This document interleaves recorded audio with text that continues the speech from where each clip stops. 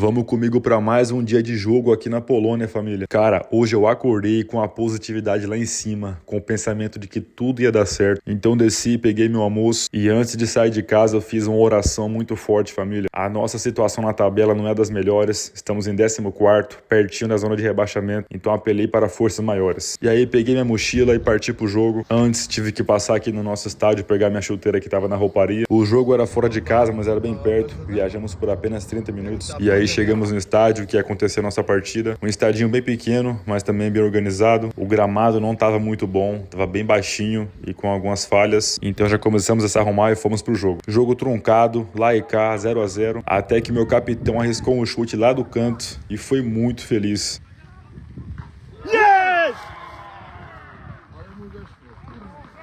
Aí depois desse gol, família, fechamos a casinha, seguramos 1-0 até o final e garantimos os 3 pontos muito importantes fora de casa.